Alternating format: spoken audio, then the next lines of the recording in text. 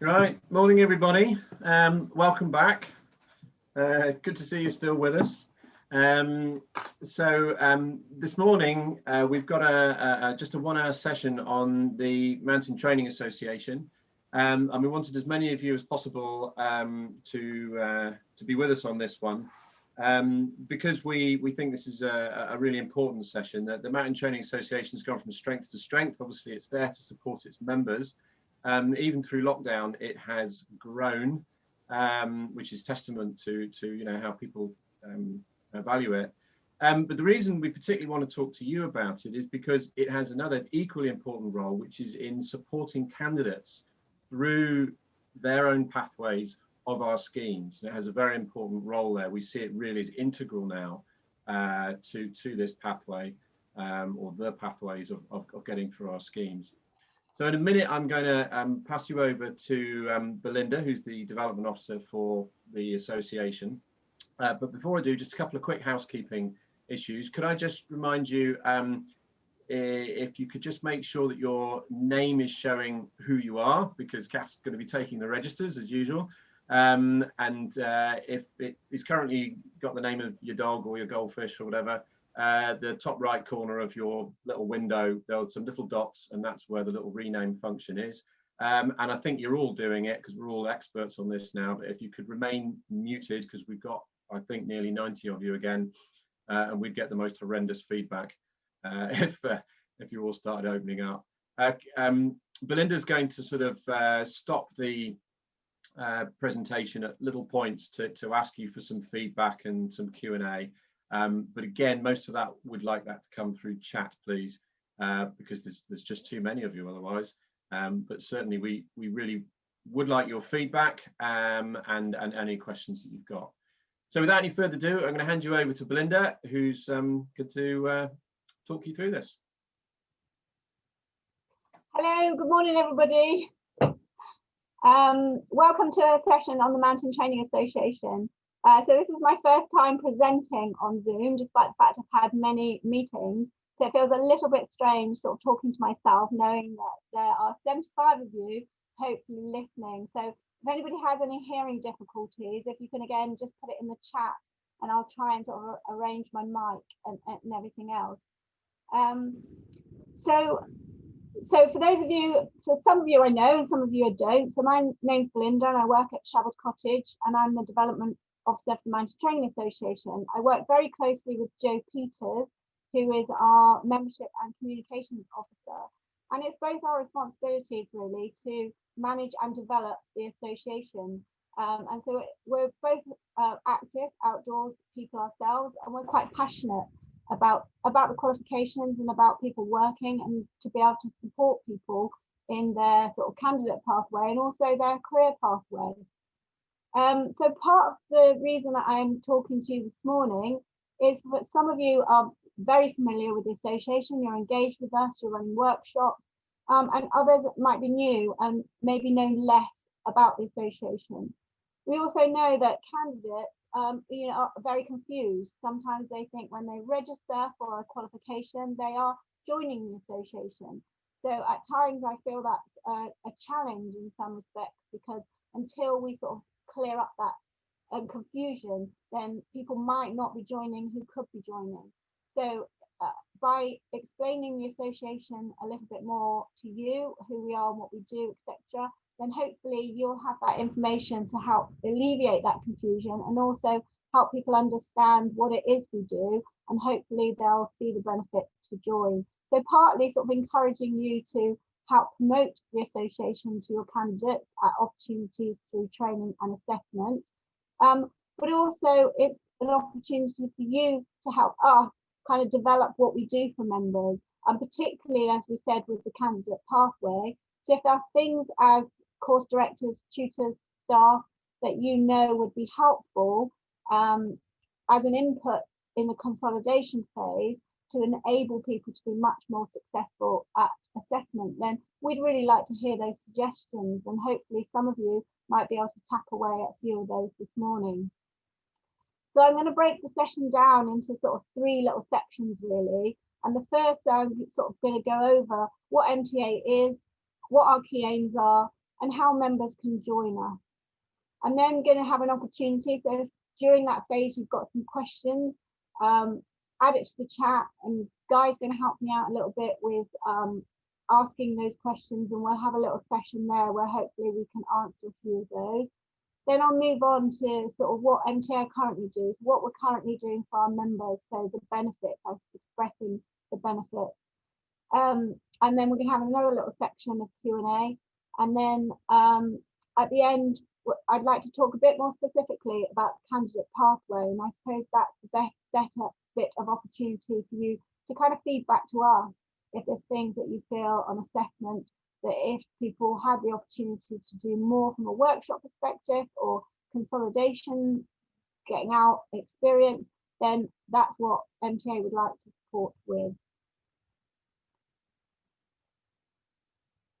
So what is the Mountain Training Association? It's a membership organisation that provides support and development opportunities for candidates of mountain training. So anybody registering for a qualification and one of mountain training schemes, the association is for them. And it's also helping members to excel. So once they gain qualifications, once they're out in the field with regards to whether they're working, self-employed, freelancing or volunteering, then enabling members to kind of broaden their skills and remain current, and enable them to promote good practice. So our key aims is to support candidates through the mountain training qualifications, to provide quality continued personal development opportunities. And again, that might be working towards another qualification, or it might be broadening their skills to work in a particular field that they would like to with a particular group of people, or whether they want to learn more about the environment or leadership skills, any sort of broadening to enable people to sort of do their job to the best of their abilities. Promote good practice and professionalism, which I think I've covered a little bit there as well, and to grow a community of like-minded people. I think for many who freelance and work in the outdoors, people work autonomously, they work alone, and therefore having a community of support around is really important. When we work for an employer, we often have a staff training, we often have staff meetings, and if we've got any questions and concerns, we can easily air that with those that are peers around us. So the association has a community sort of base to it in order to help members support other members in what we do. We'd like to grow developing supply of resources, which again, I'll cover a bit later, provide a hub of communications and networking, and build mutually beneficial links with other organisations. So we currently do some work with Nevis Partnership, Snowdonia Society, and Friends of the Lake District, where we're helping them with the work that they do, but it's obviously giving our members opportunities for continued personal development and sort of learn more about the environment. So start from the beginning then, as I've said, the association, you can join the association from registration of a mountain training leadership qualification. So currently there's no sort of avenues into the association for those that are on hill and mountain skills. But once somebody registers for a qualification, then MTA sort of opens its doors to them. It's not award specific, so it's for all of the mountain training qualifications. And we currently have around 6,400 members right this moment in time. So it's been a tricky year, as I think everybody knows, and we still have managed to grow a percentage of membership. So I think we're quite proud of that during this time. But without the members themselves, you know, we wouldn't be able to sort of provide the services and the benefits that we do. So year on year, I think I started working for the association in 2012, and I think we had around just shy of 2,000 members when I first started working for mountain training. So we have had a steady increase of members, member growth. But obviously, as the members grow, then we also need to grow in order to provide benefits for all aspects of the membership. So out of our members, 73% full members and 27% are trainees, and 21% of our members are female. And the majority of our, I suppose the largest proportion of our members hold the mountain leader qualification and the rock climbing instructor. And many of our members have a combination of those two awards. Not to say that we haven't got a good proportion of the other awards, but they're definitely the most popular qualifications that our members hold.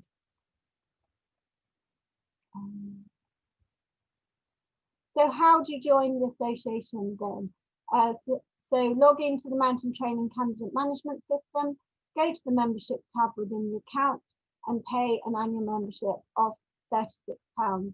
Our current membership is retaining the same price into 2020, so there'll be no price increase for next year. And there is also a direct debit facility available for people to pay. And 64% of our members currently renew their membership by direct debit. And that's a good retainer for the Mountain Training Association. I think with many associations that you often have a good free flow of members, but it's often the retention that's the most important thing, and often the hardest thing. You know, naturally members will join and renew and leave the membership, maybe because they join another association, maybe that they're retired, maybe that they have a change of career. So there's lots of reasons why people might come and go, but obviously retention is sort of a focus that we would like to work on. So just reminding candidates really that registering for mountain training qualification isn't the same as joining the MTA, and I think that is one of the confusions people have out there. We have a similar logo to the association, to mountain training itself, but it's just differentiating between the two. So when they're registering for award, they're paying an administration fee to be part of a scheme, where when they join the Mountain Training Association, they're joining a membership organisation that provides them with many different benefits. We currently have the same logo, but we are also looking to change the shape of our logo so it's round, and that sort of matches more with the other associations, AMI and BMG. So therefore, that it might help that sort of confusion and make things clearer that we're a membership organisation and we're not part of registering for an award or qualification. So we've designed this little infographic, which many of you may have seen and received, and it is available to you on the website if you want to download it, print it off, or show people where they can find it. But it's just trying to simplify when people can join the association and what benefits are available to them.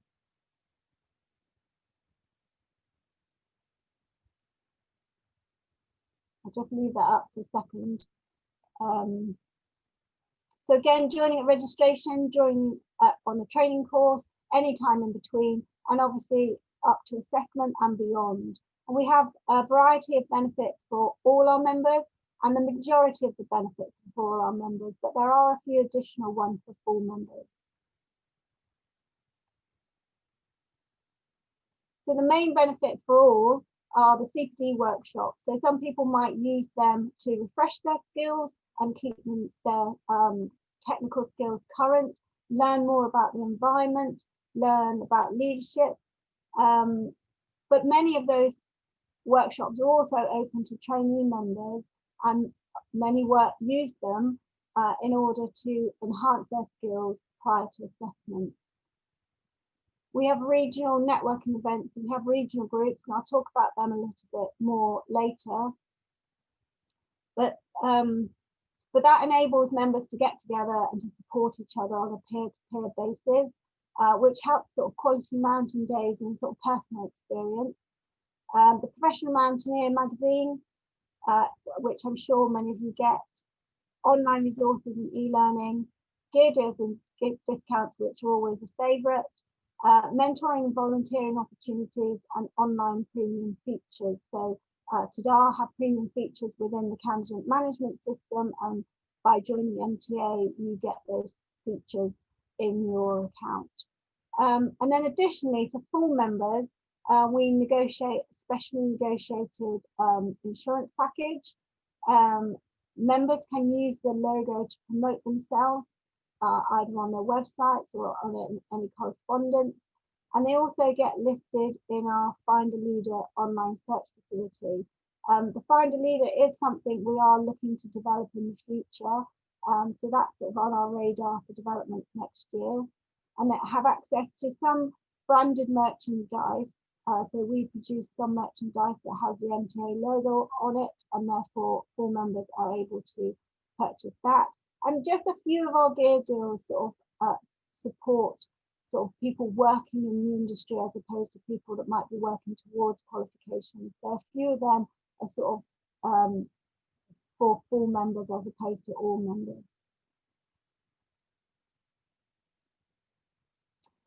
So I'm going to take a little pause, and I'm sure Guy may have a few questions.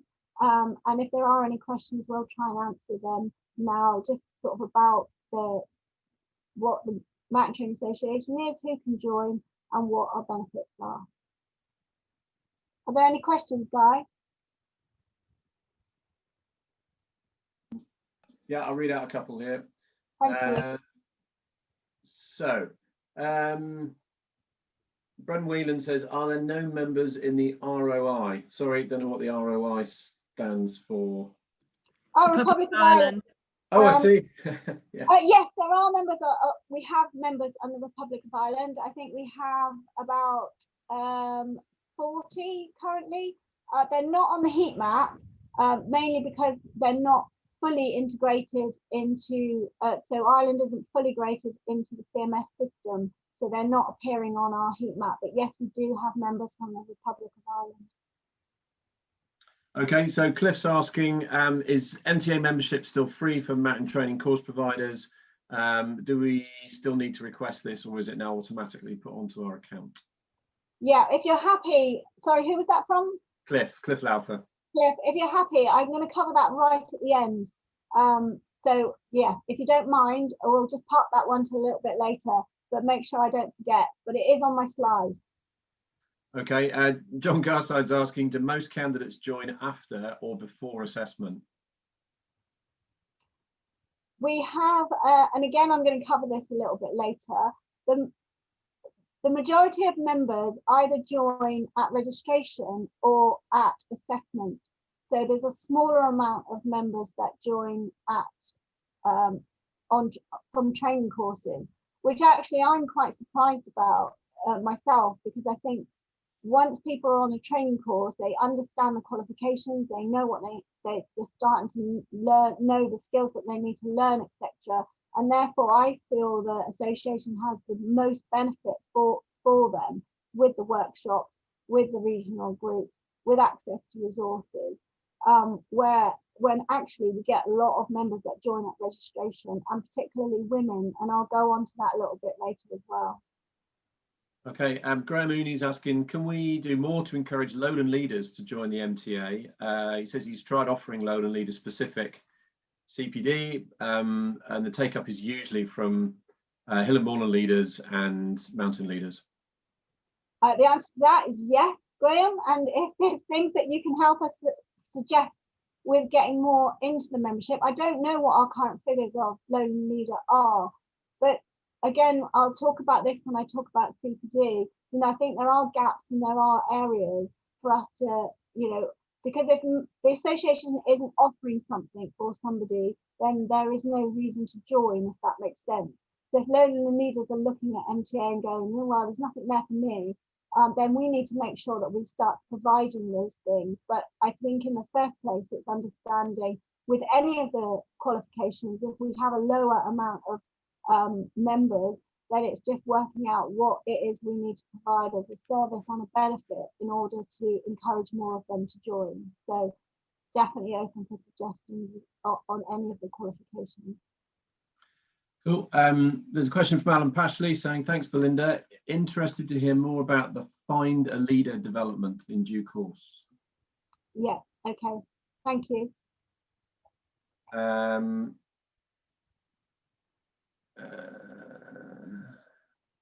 Right, something in brackets from Johnny, but I think that was just explaining his previous question.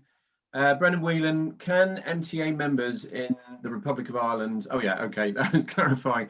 Can they access MTA CPD workshops? Yes, of course they can.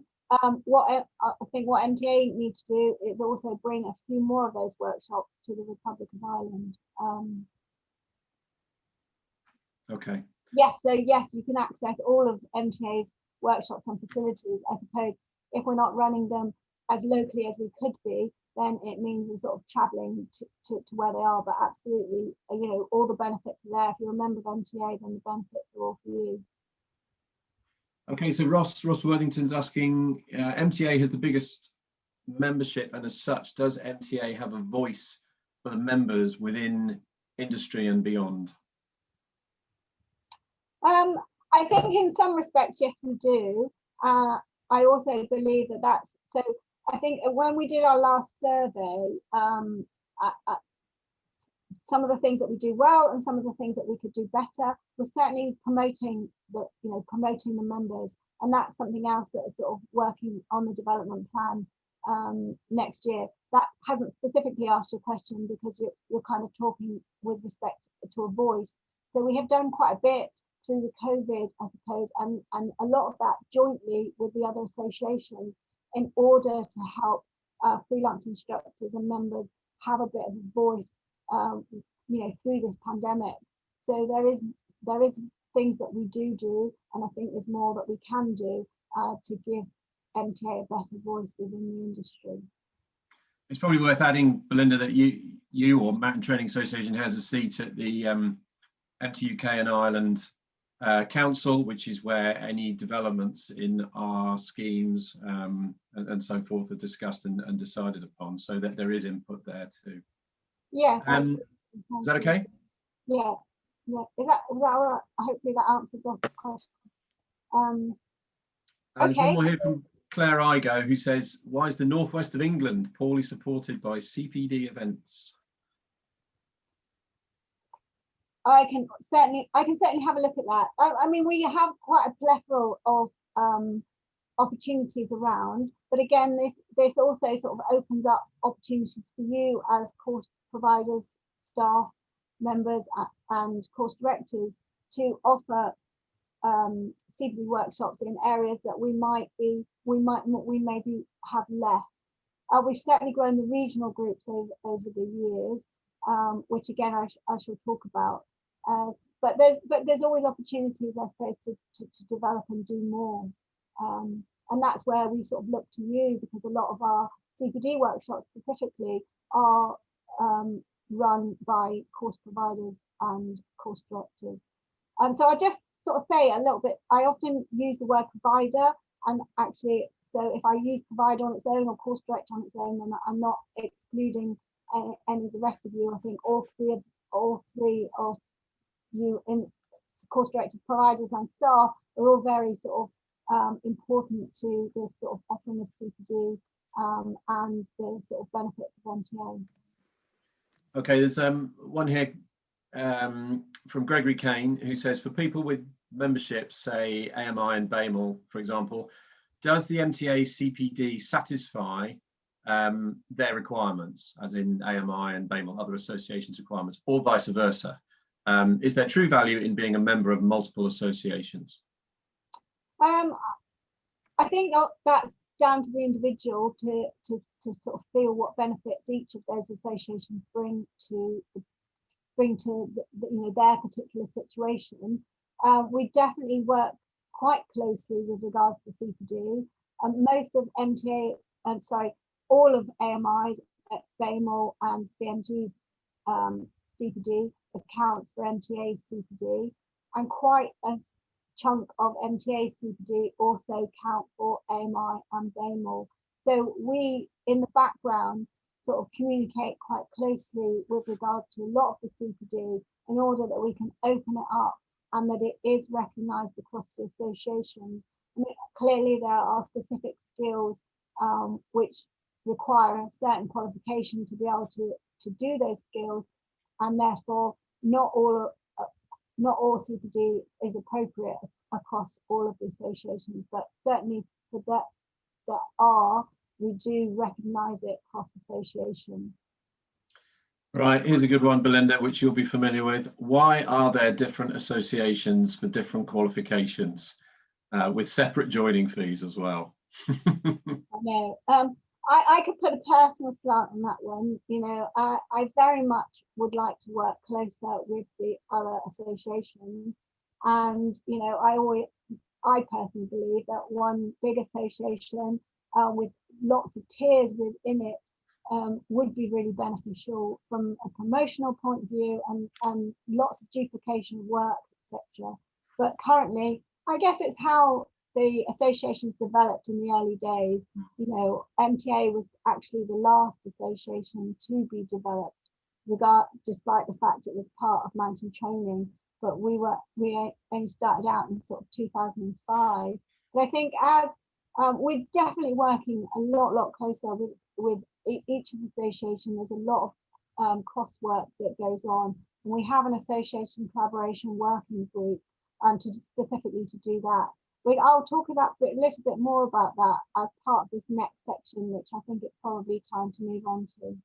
Yeah, there's just the last one I think that's worth passing on, Belinda. And by the way, Jay Jackson says if AMI members have questions about CPD, then if they could email him at cpd@amy.org.uk. But a question for you, Belinda, is how can you start to offer CPD for the MTA? So I'll come on to that in this section of the presentation. Right. So what are we currently doing? So we're growing in MTA community and focusing on regional groups.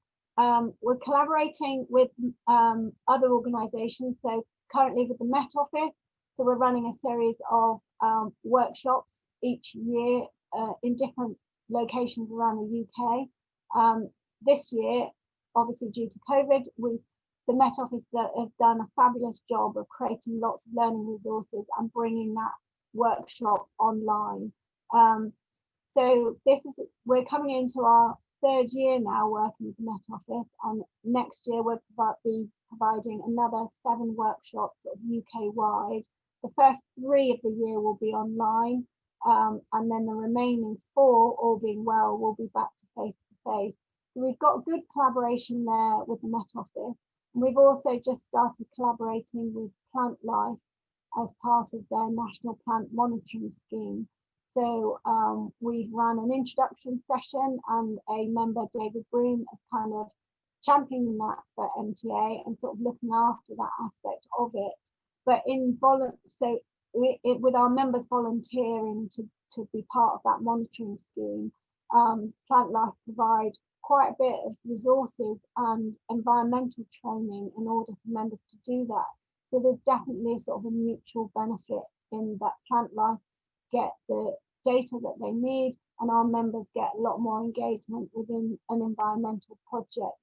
And hopefully we'll be able to report on quite what members have achieved over the years to contribute to that scheme. We've got e-learning and online webinars, a resources library, which we're continually trying to grow. We have an event to mark accreditation scheme, and we're also running a mentoring program.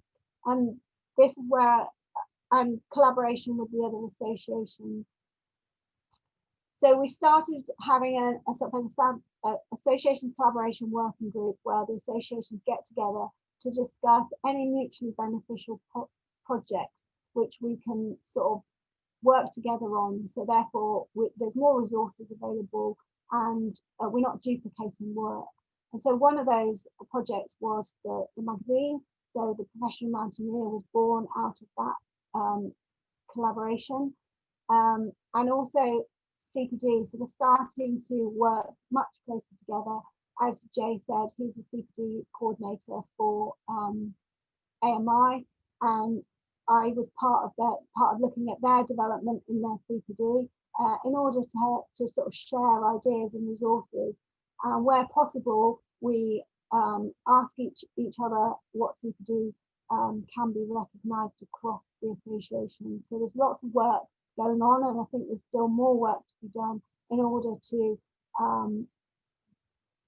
share that facility of CPD and training available to each of the associations. We also work together on joint association insurance policy, which enabled us to have quite a sort of a benefit, I suppose, within the industry, because by collaborating together, we've got a much larger pot of people, and therefore we could get a better deal with the insurance. So we did a project 4 years ago now, I think, where we brought the insurance together, and we're continuing to move forward with that. So that's been a great sort of collaboration project. And through COVID, we've been sort of campaigning, I suppose, for freelance instructors, or lobbying, should I say, with regards to government, and also sort of joint statements to support members understanding what they can, what they enable them to do what they can during this time, and to sort of learn to work with COVID. So there's lots of sort of joint association projects going on, and hopefully there's opportunities for more. So one of our focuses over the last couple of years has sort of been growing the community of MTA. So we now have 16 regional groups, all of which have a sort of head regional coordinator. And we also have opened up the opportunity and recruited support volunteers for those regional coordinators. So we currently have 33 additional support volunteers within our regional groups. And the idea of the regional groups really is to provide that opportunity of members to get together, to network, to sort of support each other, to provide the peer-led activities. So night navigation is a perfect example. That's a very popular regional event where members get together and practice night navigation. So members are supporting members, sharing their knowledge. I sort of always have this belief that MTA membership has got a huge amount of experience within it, and a lot of diversity with people that have got skills and knowledge in all spheres of work. And some might know lots about the environment because they enjoy it, or some might be trained and it's their daytime job. And I think when members can share that knowledge, skill and information with other members, then there's lots of opportunities for people to learn off each other. And it's a very low cost way as well of sort of broadening people's skills and knowledge. And the main reason for the support volunteers is, some of our regional groups, we have 16 around the UK. They're vast areas, and sort of to travel, it can take hours. And therefore, by having additional support volunteers dotted around who are willing to host events, then it enables us to have a much bigger geographical reach within that region. So it's been quite a focus growing those regional groups, and some are more active than others. Some are much easier to sort of have more of the community. So, for instance, North Wales, the Peak District, where there's a lot of concentration of members, but we have a huge amount of members in the Southeast, and it's always been a bit challenging, but we're certainly doing more in those areas now by having coordinators and support volunteers and having more regional groups as opposed to less. And also it's an opportunity for members to sort of, or the regional coordinators, as a bit of a voice for members in the area to kind of feed back to MTA as well, because we're always interested in what more we can do to help people. So it's also an opportunity to get feedback from members, and that's why we often sort of we take some experts to the regions and attend ourselves, so we get that opportunity to meet members face to face, which is very valuable. So e-learning and online webinars. So over the years, we've developed, we've dabbled, I suppose, with developing our own e-learning, and we came out with 3 sort of modules for geology that we worked with Paul Gannon on, and they're in the members and free to members. And we also opened up and shared those resources with the AMI and Bangor and BMG during the lockdown phase. And I think there's more that we can do jointly to develop that as well. So those 3 e-learnings are specifically for members. We've also got Educare that we've done some what's the training for Educare? Sorry, during the lockdown phase, we tested out some online webinars. So we had lots of members, course directors as well, come forward and offer some questions and answer sessions and some specific teachings. Like Mike Rain did a good session of environmental workshops, as did David Broom. And this is something I think we would like to consider integrating within the current CPD opportunity. So there's more of a blended approach to learning. So all of those lockdown webinars are in the members area for members to revisit and listen to and view. And many of them have, many of them have CPD attached to them as well. So with Educare, there's a package of safeguard training online. So there's all different elements of that. And that's a sort of specially negotiated reduced rate for that online training. So certainly for you, it might be of interest that there is Educare safeguard training available to members. So e-learning and online webinars is something that is an additional benefit to members, and hopefully, as I said, we'll integrate some of that more to sort of enhance our sort of face-to-face CPD that we do. So again, in the members of the website, we have a sort of a big resources library. It can be a little bit difficult, I think, to navigate through, and that's something that we are constantly working on as we grow it. But there's lots of information available through there. So everything from leadership resources, you can access the online learning. We've got information about working in the outdoors. We've shared a lot of association resources.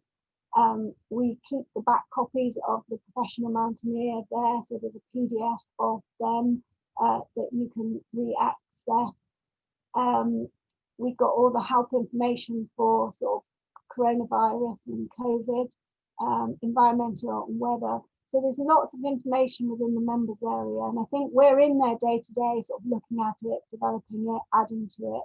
But members don't often know it's there. So by coming into the members area and perhaps showcasing what's available to people will show the additional benefits. Okay, so CPD. So MTA does have the CPD policy for its full members. And that CPD policy means that members need to gain 2 CPD points.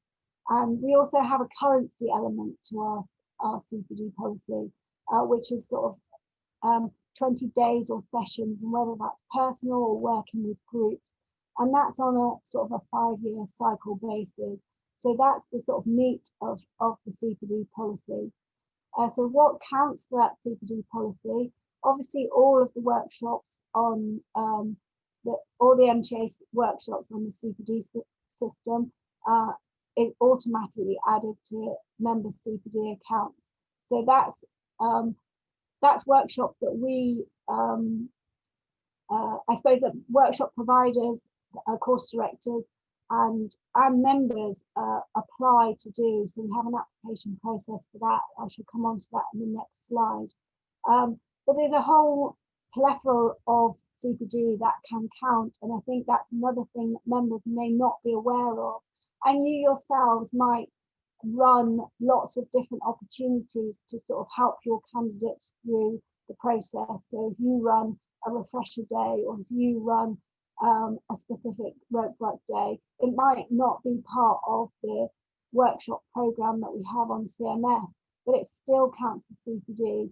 And under the CPD, in the CMS, under the CPD tab, there's an add CPD, and in there is a whole list of categories that we've recognised from external training. So there's some training that other organisations do that we recognise as CPD. There's quite broad and open titles in there. So if you were to attend an environmental workshop somewhere, you can add it, and you can add the details of who did it, where you did it, and what it covered. So it's a very open policy. So within that drop-down list within CMS, there's lots of recognised categories that members can add themselves, and they're already preloaded with CPD points. And then we have the regional events. As I've said, the important thing about the regional events, it's more peer-to-peer. So enabling members to get out and practice skills together and learn from each other. And that has a very valuable, is very valuable, because it's part of the experience base as well. And because they're organised events and we have them on CMS, they come under the umbrella of MTA, so therefore they also automatically count as CPD. And by attending those and booking on those workshops, then that CPD gets added automatically to people's accounts. So there's a two-pronged approach. There's what we offer, which then once workshops get closed down, they get added to the CPD. And then there's a whole list of CPD categories that people can go out there and find what they feel would benefit them. And if it's relevant to the qualifications and experience within the scope of those qualifications, then it can be added as CPD under the categories that are in the drop-down list in CMS. So coming on to what some of you might be interested in and some of you might already be doing, and that's becoming an MTA CPD workshop provider.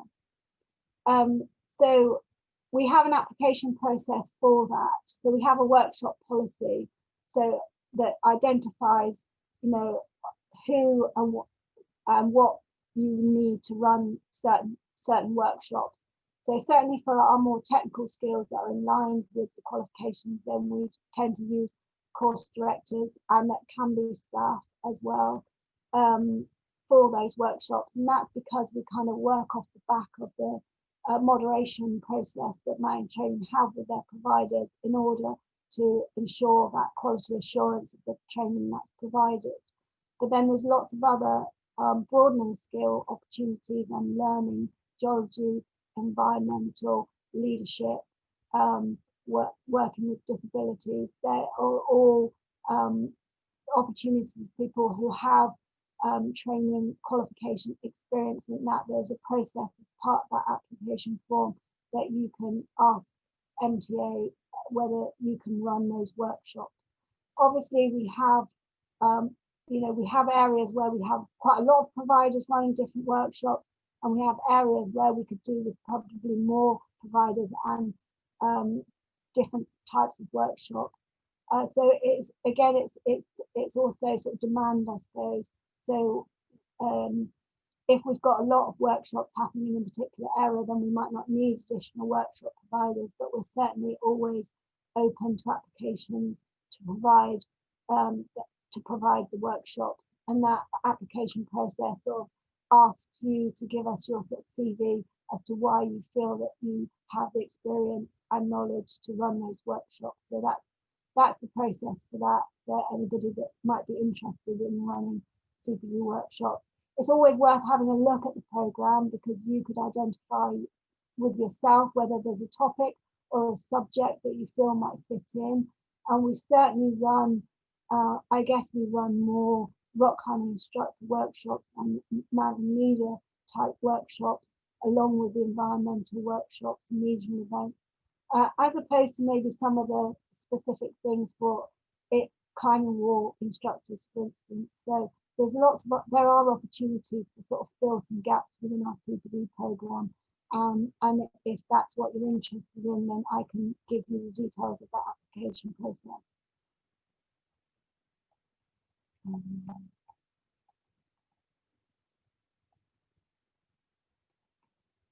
So a few years ago, we developed a sort of adventure mark accreditation scheme. So adventure mark is a non-statutory safety scheme devised by Venture Activities Industry Advisory Committee for providers of venture training activities that are outside the scope of the ARA's license. So it basically, so mountain training devised a scheme that then was approved by IAC in order to create in order for sole trading activity providers of mountain training qualifications access into the adventure mark accreditation. So it's actually sort of, it's a low cost money saving opportunity. There are limitations, I suppose, with it. So it is only for providers who run a small business that use the mountain training qualifications. So if you were to do a multitude of activities, and then at the moment that scheme is not open to you. So it's for sole traders effectively that are using their mountain training qualifications, whatever they may be, to provide activities. And part of the process of the scheme is obviously looking at your safety management systems and your risk assessments and your loan working policies and all those things. So whilst the accreditation is available to members, there's a lot of resources under that umbrella within the members area to help people that are working as sole traders or running small businesses, to provide information and advice with all the operational and safety management systems that you might be required to have. So there's lots of good information around that, but there's also the opportunity for you to gain that accreditation through the scheme. And information to that is on the mountain training website.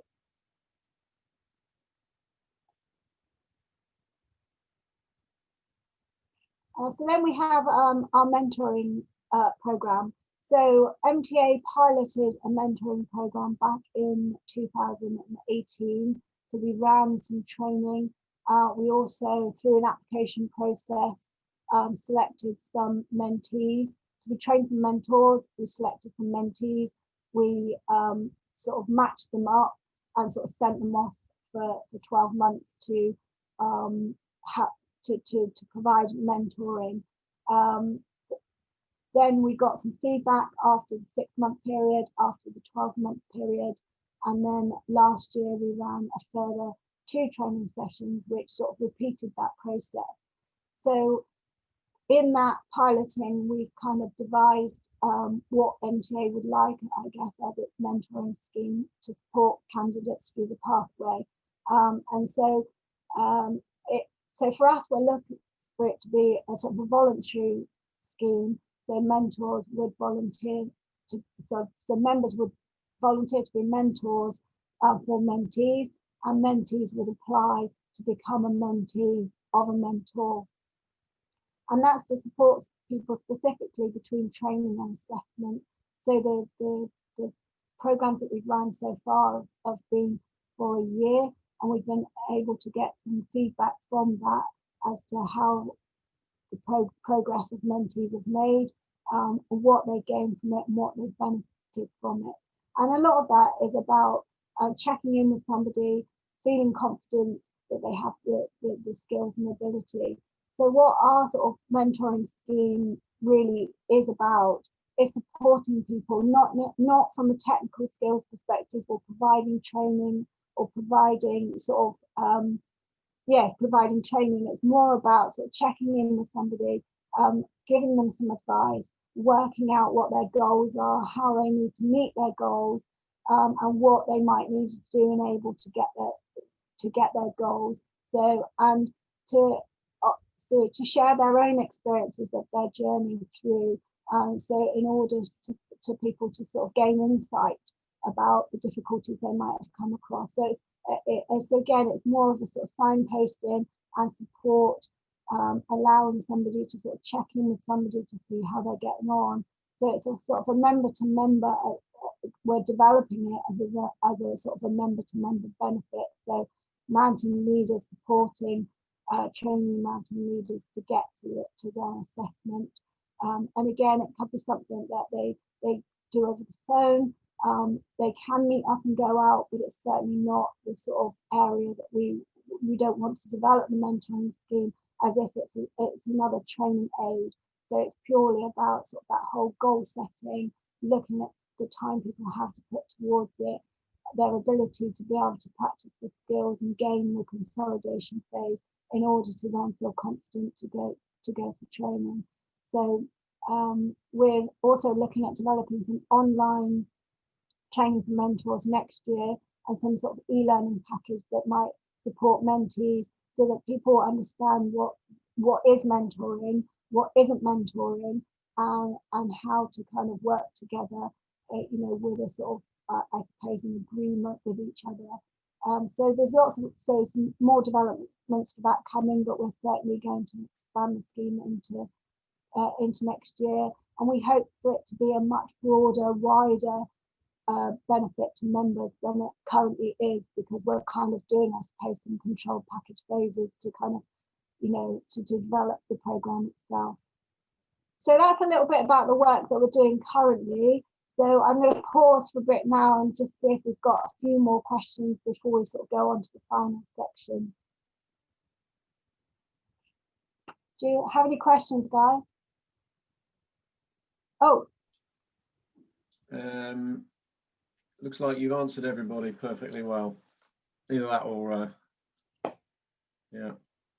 How are we doing for time? We've only got about 5 minutes or so, so maybe we should crack on. Yeah, okay.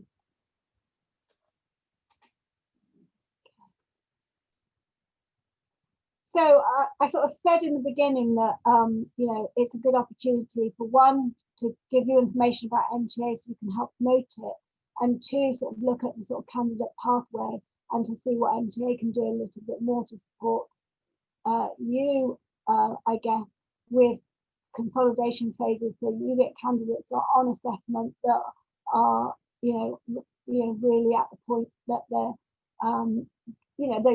they'll be successful.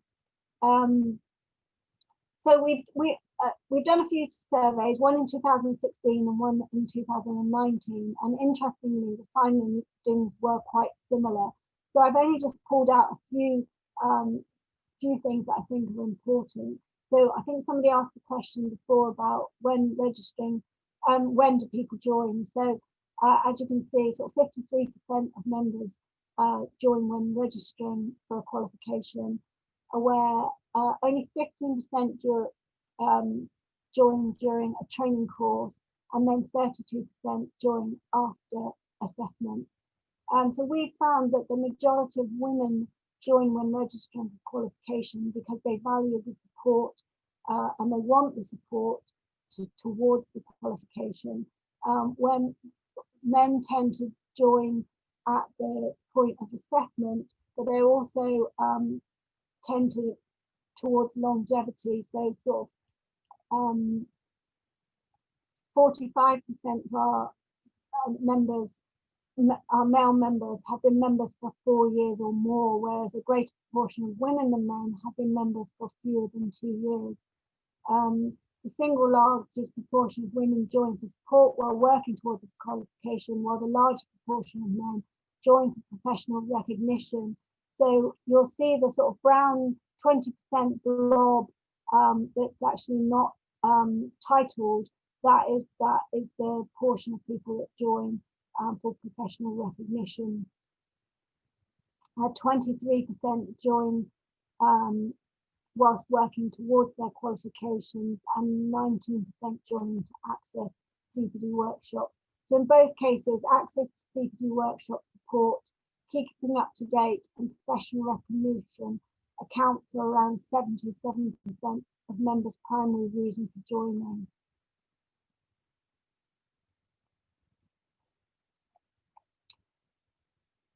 So that becomes quite relevant when we look at supporting the candidate's pathway, and the research that Will from Bangor University did on our behalf So one of the things that they drew from that research is for candidates who have attended a training course, there were a number of things, simple additions to the pathway that may increase the likelihood of being assessed. So that's actually getting to assessment they're talking about, as opposed to being successful at assessment. So one of the suggestions was like a monitoring tool. So they felt like intervention during the consolidation phase or some checking points during the consolidation phase would be a very beneficial thing to enable candidates to get to assessment. And so that might be that they check in to say that they're not particularly confident in leading groups on steep ground, for instance, and therefore they can be pointed in the direction of where they can gain that experience or gain the skills or training that they feel that they might need in order to sort of finish off their consolidation period for training. So individual responses to this monitoring tool could then be used to provide sort of targeted support. So just as I said, once you find out what people feel that they're still not ready for assessment, because then they can have help being directed. And I guess that's where MTA comes in with a lot of their workshops and bits and pieces. So a tool like that could be particularly useful in identifying candidates who are struggling to gain additional relevant experience post-training and offering support to them that would help them effectively prepare for assessment. And there's something else with so with the confidence of people as well. So I'm just going to hand over to Guy to just add a little bit more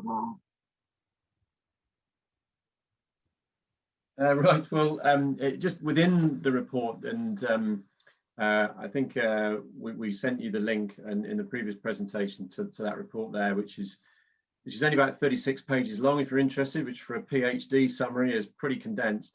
But one of the things that Will came up with was a sort of a correlation that on average, and of course it is an average, that during that consolidation period, at the beginning of the consolidation period, at just at the end of training, he measured male and female candidates what he calls self-efficacy, which is a nice academic word really for sort of their confidence in their ability to get to assessment and to pass it. It's their capacity for getting a result. So that is, that they've got the plan, the resources, and the skills to be able to get there. And there was a sort of a clear trend in that men seem to have a higher score of self-efficacy post-training than women. But in both cases, if they were going to be successful at assessment, women made a much greater increase in self-efficacy. In other words, that consolidation period was really important for them, not just in developing their skills, but also in developing that sort of self-belief and confidence, whereas the men only increased slightly. So the cynics might interpret that as men have an overinflated opinion of their ability and the women possibly slightly under. That's not the point of the research. The point is to show that there are these changes during that consolidation period. In both cases, they are really important for candidates, both male and female, but that perhaps it's more profound for women than for men. Is that okay, Belinda? Yeah, that's brilliant. Thank you very much.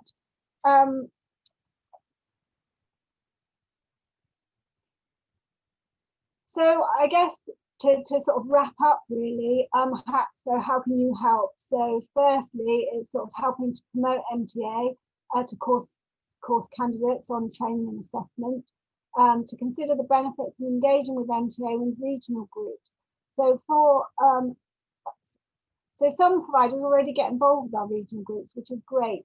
And it also, for me, gives you the opportunity to kind of meet people that are potential candidates, I suppose, so business in some respects, but also engaging with the regional groups and helping perhaps offer a small taster session gives you the opportunity to kind of meet potential clients as well. So I think there is a mutual benefit there if you're willing. Most of our regional events, because they're peer-to-peer and social, so there's a social element to our regional events as well, that we aim to do those at for members, ultimately sort of encouraging people to go and do the sort of CPD workshops, which obviously do have a fee to them. So considering benefits of engaging with the regional group. Contributing articles to the Professional Mountaineer. I expect a lot of you are members of associations and get the Professional Mountaineer. And obviously it's your experience and expertise that also help educate and provide a sort of resource for members. And again, it's a small opportunity to sort of self-promotion. You know, the bio at the bottom of the article says who you are and what you offer.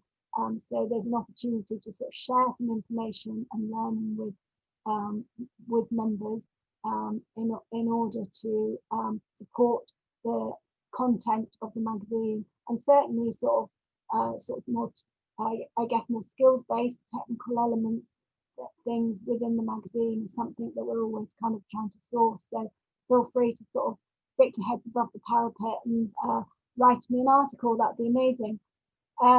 Support MTA with the provision of its CPD. Well, we've covered that quite extensively.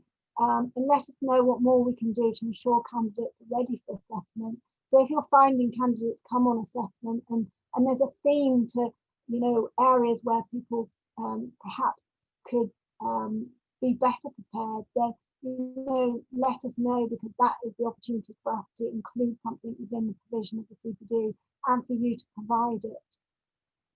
And feedback to MTA from candidates. So, you know, you're with candidates for a consolidated period of time. If people are members, you know, it'd be good to understand what they like about it, what they feel it could do better. And so feeding back to us about feeding back to us from candidates is also, you know, would also be beneficial. So what will we do for you in return? And I think this answers somebody's question from earlier. So initially we can provide you with some resources. So there are some MTA flyers that we have circulated around providers, and we'll be sending some more out next year. There's also the online resources where there's a presentation and access to that infographic. And I think Kath is going to add the link to that on the chat section. Thank you very much, Kath.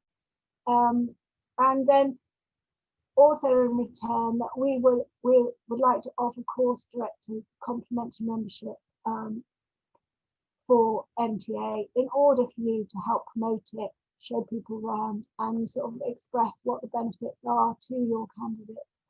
So for some of you, you have historically and will have had membership for MTA, and initially that complimentary membership was there because ultimately you were probably a member of AMI or Bangor, and therefore it helped you give you access to the association that is relevant as opposed to the candidates that are coming on to become MLs, rock climb instructors, indoor climbing wall instructors, etc. But we would like to, so there's a small proportion of providers, course directors, that currently have membership, and if you are one of those providers, then your MTA membership will continue.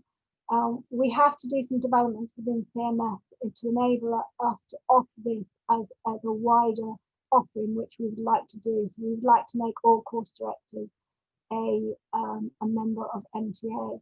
The membership will be slightly not completely full in member. You'll have all the access to the members area and the benefits, etc. But you won't be a complete full member. You'll have your own category as a complimentary member. So I suppose as part of that, as your own personal kind of CPD and progression, it might be more relevant for you to be a full member of an association. So this is a sort of complementary option to enable you to kind of use the benefits of MTAs and our gear deals and bits and pieces and resources, etc. But also help showcase the association to members. So there's no need for you to ask us currently, can I have membership, etc. If you are a paying member, obviously we're not in a position to offer that currently. So please feel free, please stay a member, as it were. And once we're ready to open up anything, we will be in touch and we'll send you the details of how to go about it. And it will be more automated, and that's really what we're waiting for. So then we can automate the system to enable it to align itself with your directorship, as it were. Then we'll be able to kind of offer that complimentary membership up. So thank you very much for listening. And are there any final questions? I'm happy to stay around for a little bit longer. You want me to read some out, Belinda? Yes, please. Okay, right. So here we go. So Ross Worthington saying, would it be possible for some of those figures from your charts so that he can sell MTA at training courses, please? So yeah, definitely. So I mean, I can share with people. I'm happy to share with some of the results for our recent surveys, and I'm also happy to sort of provide some statistics if that's helpful. So yeah, if there's something specific you want, Ross, just drop me an email. Okay, well, we'll have to go rapid fire because we're over time now. Do MTA members pass more or go on to assessment more than non-members at assessment? Do we have any stats on that? I don't have accurate. I wouldn't have stats on that currently, but we have developed our statistics within the system, and we do hope to have more statistics around that. Certainly, we can dig around and find some, but we have developed the statistics that the CMS is providing MTA in the hope that we can learn more about that. Okay. Chris Wright says, is MTA ahead of AMI with supporting the candidate pathway, or are they both at similar stages? I would guess they're just doing it in different ways, aren't they? I would think, yes, I would think so. I would suggest that we're all doing a good job of what we can to provide that support. And obviously we're looking, MTA is very broad. We sort of cover a lot more qualifications, as it were. AMI are quite specific, as are BAML, because they're sort of looking specifically at one sort of mountain training qualification. Okay. But again, many of their members have, or may work in the sphere of the other qualifications, and I think that's where that's where MTA has that benefit of that broader range of qualifications and supporting that broader range. Patrick Norris says, can candidates on the hill and mountain skills courses join the MTA? Can candidates, well, they're not really candidates, are they? If they're on a hill or mountain skills, they are customers, they're participants on the hill and mountain skills. Can they join the MTA? No. So at the moment, so people that attend mountain skills training and hill and mountain skills training aren't able to join the association. So it's all about sort of the leadership qualification schemes. Yeah. Graham Mooney points out something we know. He says, feedback from a lot of my candidates is that they think they're already an MTA member because they have registered for an award. Once MTA develops a different brand and logo from mountain training, this should help make the difference clearer. So well done in working on this.